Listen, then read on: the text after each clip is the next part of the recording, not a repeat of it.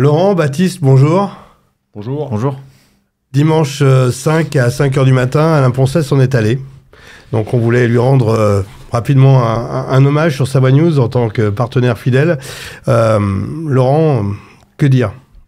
On va dire qu'il nous a fait un sale coup, le président. On avait l'habitude de ses coups, mais il nous a fait vraiment un sale coup. On s'y attendait pas, même si depuis qu'on avait appris qu'il était atteint d'une tumeur.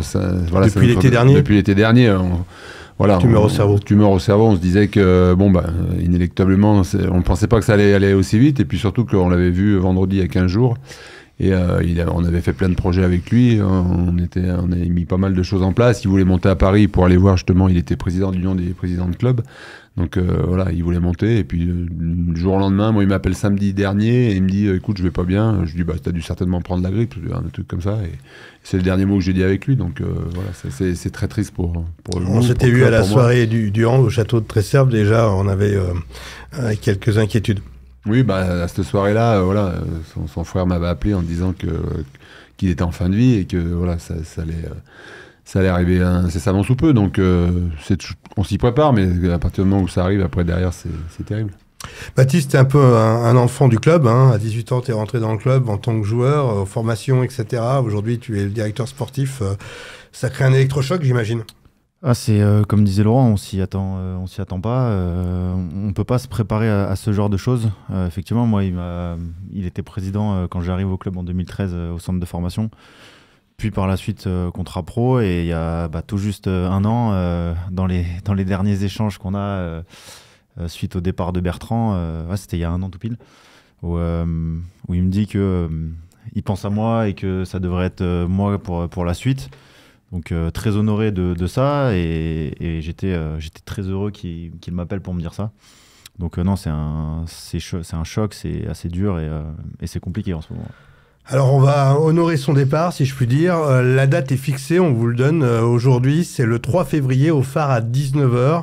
L'entrée sera gratuite, il faudra bien sûr réserver vos places au club pour pouvoir gérer au mieux. Ça va être un moment qu'on veut festif et symbolique. Ouais, tout à fait. Je crois que la sépulture aura lieu en milieu restreint, c'est-à-dire uniquement la famille. Donc, on respecte ça, parce que je crois que ce soit son frère Jean-Jacques ou sa maman Marie-Louise, ils ont été vraiment impressionnés par le déferlement qu'il y a eu médiatique. Ils se rendaient pas compte à quel point Alain était une personne publique. Donc, ça leur a fait peur. Donc, voilà, il faut respecter leur choix. Et nous, on veut à tout prix rendre un hommage à Alain. Alors, on va le rendre un hommage le 16 février avant le match, mais on peut pas rendre un hommage comme on veut le rendre hommage à Alain avant un match. Donc on fait ça le 3 février à 19h. Et voilà, comme tu le dis, Laurent, ça va être un moment fidèle à son image. C'était quelqu'un qui aimait la vie, c'était un épicurien, c'était quelqu'un qui aimait plaisanter, qui prenait la vie à pleines dents. Et donc on va essayer de faire la même chose pour lui rendre au minimum cet hommage qu'on lui doit, pour moi qu'on lui doit. Alors justement, on va solliciter les fans et ceux qui nous regardent. Vous pouvez nous aider à construire cette soirée parce qu'on cherche des documents, des photos symboliques, peut-être des extraits de vidéos. Et si c'est le cas, eh bien, vous pouvez nous les envoyer à événement@teamchambé.com. événement@teamchambé.com. Et bien sûr, Thomas Fior et l'équipe communication vont gérer tous ces médias. N'hésitez pas. Et plus on aura de médias, plus on pourra, retracer le parcours d'Alain. Alors, Alain, c'est un battant. On l'a connu en radio dans les années 80-82 avec Véronica FM avant qu'il soit sur Nostalgie, Radio Courchevel. C'est quelqu'un aussi qui était dans l'édition avec des magazines comme Altus et bien d'autres. Il était aussi directement lié à la revue des maires, et c'est quelqu'un qui était, on va dire, très humain et qui a donné la chance à beaucoup de joueurs qui maintenant sont un peu explosés partout et reconnus au niveau du handball français, voire international. C'est ça, en fait, c'est un président qui mettait la distance nécessaire, mais qui était relativement proche des joueurs, que ce soit dans des petites attentions, dans des moments compliqués ou sur les compétitions. Je pense que Lolo peut en témoigner, mais quand il y a des joueurs en sélection, il mettait un petit message avant un match, après un match. Dès qu'il se rendait compte qu'il y avait quelque chose qui tournait pas rond, il invitait à boire un café, à échanger. Et ça, c'était humainement, c'était quelqu'un d'exceptionnel. Alors l'histoire a commencé dans les années 90. Toi, tu l'as rejoint en 94, je crois. Non, je l'ai rejoint en 99. Donc ça a été mon président en 99. Je suis arrivé en 99 et après en 2003, je suis passé de l'autre côté du terrain. J'ai pris le poste de manager général et là, c'est là où je me suis rendu compte qu'il était vraiment chiant parce que je l'avais tous les jours sur moi. Mais t'as fait grandir aussi. Mais non, mais je rigole parce que c'est chiant. Il m'appelait l'attachant et lui, c'était un peu la même chose. Il m'a fait grandir, c'est sûr, et on a grandi ensemble, le club a grandi ensemble. Et ce que j'ai envie de retenir d'Alain, c'est que c'était un visionnaire. Non, pas seulement uniquement à Chambéry, mais c'est lui qui a mis en place l'accord sectoriel avec les joueurs professionnels de handball. C'est lui qui a mis en place la Ligue nationale de handball, qui a poussé à ce que la Ligue nationale de handball se structure. Il était président des présidents de club, donc voilà, il a toujours eu une vision et toujours une vision d'avenir. Et il a toujours voulu qu'on aille de l'avant et que ce soit à la fois pour son club et puis pour le handball français. Donc je pense que il y a autant de témoignages de partout là, sur les médias et sur les journaux qui font qu'on voit à quel point il était immense dans le paysage français et puis même européen. Justement, au niveau sportif, Baptiste, que disent les joueurs? Est-ce que ça leur donne encore plus de niaque pour les prochains matchs? Je pense que ça va donner un supplément d'âme, forcément, parce qu'aujourd'hui, la motivation, elle va au-delà du sportif. Tout le monde était attaché à lui, ceux qui l'ont connu depuis... pour certains, c'est le président d'une vie. Hein. C'est pour Pierre, je pense à Pierre Quedo qui n'ont connu que lui. Mais oui, il y aura ce surplus de motivation pour faire une belle deuxième partie de saison. Et je pense que le meilleur des hommages, c'est d'un point de vue sportif et aussi administratif, c'est d'être performant parce que comme il disait tout le temps, il faut faire du chiffre, il faut gagner des matchs, il faut être bon. Donc voilà. Il lâchait rien hein, finalement, même avec nos politiques, c'était un vrai combat, parfois dans une bonne entente et parfois avec des divergences évidentes. Oui, c'est quelqu'un qui savait où il voulait aller, mais par contre c'était toujours dans les règles de l'art et il n'y avait jamais d'animosité et tout. Voilà, donc on a toujours travaillé main dans la main avec les élus, avec les partenaires. Et voilà, donc c'était important pour nous. On a toujours voulu mettre en avant le côté citoyen du club et voilà. Et ça c'était quelque chose qui lui tenait à cœur et qu'on va continuer à porter haut. On peut dire qu'il a malheureusement ou heureusement anticipé ce départ?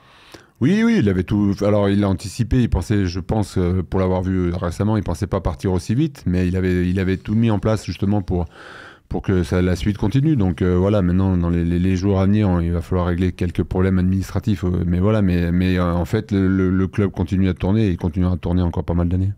Coupe de France en 2019, championnat de France en 2001, 2002, trophée des champions en 2013. Il part avec de très bons souvenirs. Coupe de la Ligue 2002. Ouais. Non, c'est... Coupe de la Ligue, pardon. On en revient à ce que disait Laurent. C'est un bâtisseur, un visionnaire. Et au-delà des titres, parce qu'il y en a, on part de Jean Jaurès au départ pour aller en installant un manager général aussi, quelque chose qui était innovant. Le Phare en 2009. Le rôle de directeur sportif de Bertrand Gilles par la suite, parce qu'on est un des premiers clubs en France à avoir ce rôle-là. Et puis enfin, ce que moi j'appelle le chef-d'œuvre, l'Académie, pour finir, qui est un site unique en France et qui n'existe pas dans le handball français. Allez, chacun une symbolique, un souvenir, quelque chose qui vous marque à vie avec Alain. Bon, pour en sortir une, c'est compliqué. Il y en a eu tellement, mais non, comme ça, là, j'ai tellement d'idées dans la tête qui me viennent pas, mais voilà, c'est le petit café. Moi, ce qui va me manquer, c'est le petit café du matin où on se disait les choses et on parlait franc et il n'y avait pas de langue de bois. Baptiste? Moi, il a toujours dit, le peu de fois on en a parlé, qu'il pourrait jamais travailler avec moi. Et je crois que malheureusement, il avait raison et il s'est donné raison. Président, voilà, comme disait Lolo, il nous a encore embêtés jusqu'au bout. On peut dire que c'est un deuil général au niveau national, au niveau savoyard aussi. Tous les clubs collectifs ont rendu hommage en distribuant la photo que vous avez transmise. Ça, c'est chouette. Oui. D'ailleurs, je remercie tous les clubs qui l'ont fait et puis même tous les témoignages qui ont été pour le président. Et c'est au-delà de ce qu'on imaginait. On savait que c'était un homme public et que les gens l'aimaient, mais à tel point, c'est impressionnant. Alors, on se donne rendez-vous le 3 février au Phare à 19h. Vous pourrez réserver vos places dès cette fin de semaine. Et si vous avez bien des témoignages ou des photos ou des médias, n'hésitez pas à l'envoyer au club événement au singulier @teamchambé.com. On compte sur vous. Rendez-vous le 3 février à 19h. Bien sûr, Savoie News sera présent. Merci, messieurs. Et puis, merci, Laurent. On pense à lui. On est bien? Ça te va? Ça vous va?